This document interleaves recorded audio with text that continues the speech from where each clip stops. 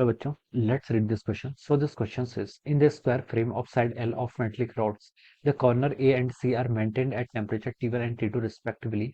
The rate of heat flow from A to C is omega, and if AD are instead maintained T1 and T2 respectively, then find the total rate of heat flow. Okay, आपको देखिए question में total rate of heat flow बताना है, जिसको हम क्या बोलते हैं, आपकी थर्मल करंट भी बोलते हैं। क्या बोलते हैं? आपकी थर्मल करंट। ओके, तो देखिए बच्चों, इस क्वेश्चन का की कॉन्सेप्ट आप क्या लिख सकते हैं?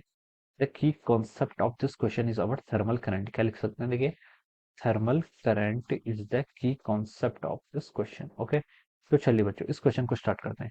तो देखिए बच्चों, थर्मल करंट का क्या मतलब होता है? थर्मल करंट का मतलब होता है, देखिए आपका थर्मल करंट आपकी कैसे फ्लो करती है? जैसे आपकी इलेक्ट्रिक करंट फ्लो करती थी बाय जब आपका पोटेंशियल का डिफरेंस होता था, जब आपका पोटेंशियल डिफरेंस होता था तब आपकी थर्मल करंट हाई पोटेंशियल से लोअर पोटेंशियल में क्या करती थी? आपकी आपकी इलेक्ट्रिक करंट क्या करती थी? फ्लो करती थी।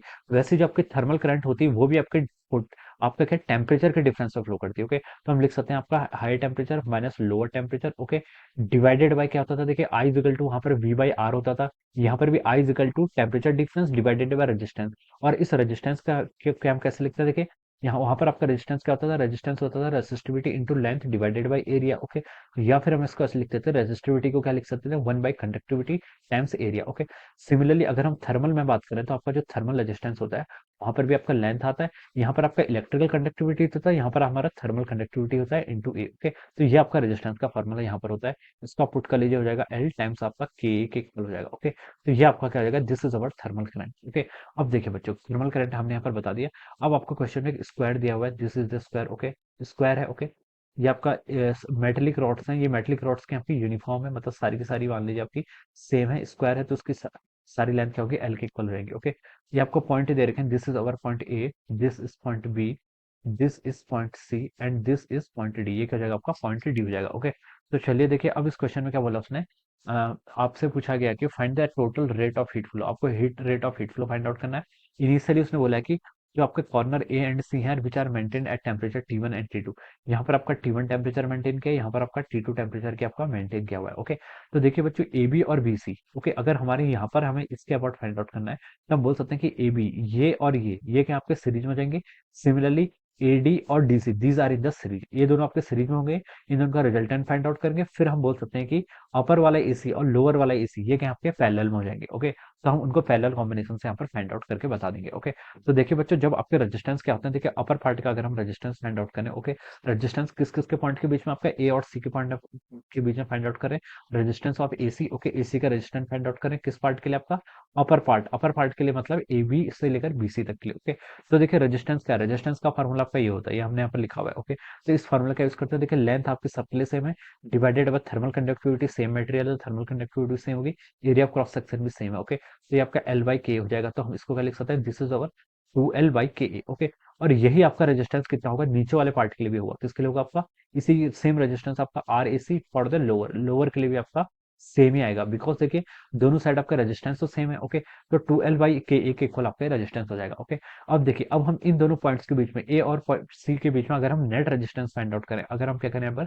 आर नेट फाइंड आउट करें between the point A and C, तो हम बोल सकते हैं, देखिए आपका इसको हम कैसे लिख सकते हैं? देखिए आपका इस ज्योमेट्री को आप देखिए ऐसे लिख सकते हैं, ये आपका पॉइंट ए है। ओके, यहाँ पर आपका एक रेजिस्टेंस था, ये आपका एक रेजिस्टेंस है, दूसरा रेजिस्टेंस ये था। ओके, देन अगर हम इसको इससे कंपेयर करें, ओके, देखिए आपका ये दोनों में काफी ज्यादा सिमिलरिटीज हैं। ओके, ऑलमोस्ट सारी सिमिलरिटीज हैं। ओके, तो देखिए ये आपका एसी हो जाएगा। ओके, तो इसका रेजिस्टेंस मान लीजिए आपका क्या है? इसका रेजिस्टेंस आपका आर वन है, आर टू है।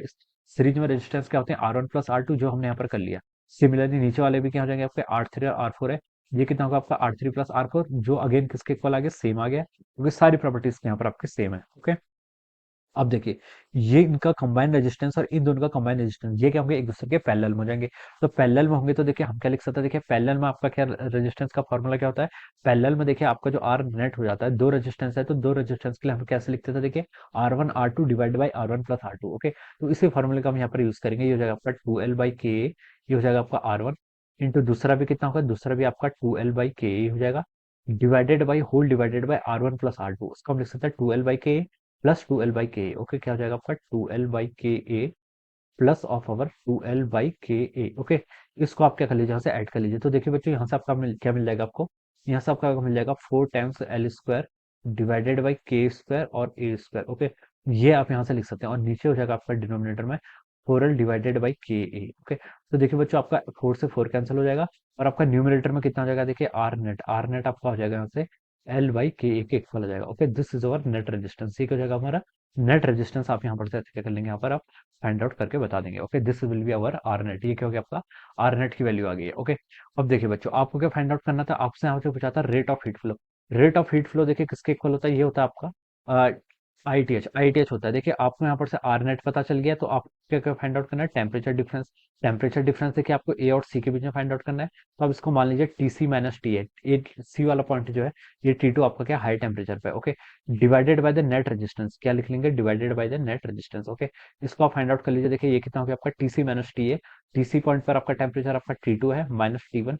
T2 minus T1 divided by R net. R net कितना हो गया आपका एल बाई के। और ये टर्म देखिए आपको ओमेगा के इक्वल दिए, क्वेश्चन ने बोला ना the rate of heat flow from A to C is omega. ये टर्म आपको ओमेगा के इक्वल दिए, this is our equation one.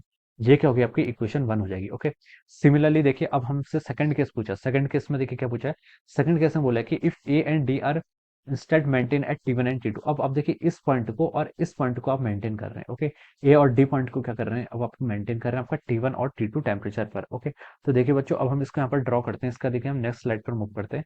Next slide पर देखिए ये आपका स्क्वायर है, this is our square. Okay, आपका इस तरीके से स्क्वायर दिया हुआ था। ये पॉइंट आपका ए था, ये आपका बी था, ये सी पॉइंट था, ये आपका क्या था डी पॉइंट था। ओके, एडी के अक्रॉस आपको यहाँ पर टेम्परेचर गिवन कर रखा है। देखिए T1 एंड T2 बोला गया है। If A and D R instead maintain T1 and T2 respectively. Okay, ये आपका देखिए T1 पर फिक्स कर रखा है और ये आपका T2 पर फिक्स कर रखा है। तो आप देखिए क्या बोल सकते हैं, आपका resistance across A B, across B C and across C D, these are in the series. और इन तीनों का जो नेट आएगा वो क्या होगा, पैरेलल में होगा, किसके आपके एडी के पैरेलल में हो जाएगा। ओके, तो देखिए यहाँ पर फाइंड आउट कर लीजिए आप रेजिस्टेंस अक्रॉस एडी। एडी के अक्रॉस हम रेजिस्टेंस फाइंड आउट करेंगे, किस पाथ से जा रहे हैं, हम अपर पाथ से जा रहे हैं। ओके, तो देखिए आपका रेजिस्टेंस का फॉर्मूला क्या होता है, देखिए यहाँ पर हमने फाइंड आउट किया है resistance is equal to L by K. क्या हो जाता है आपका एल बाई के। तो देखिए इन तीनों को अब हम डायरेक्टली ऐड कर सकते हैं। ओके, तीनों को देखिए जैसे हमने यहाँ पर क्या कहते हैं एल बाई के, और एल बाई के से आपका 2L/K हो गया था।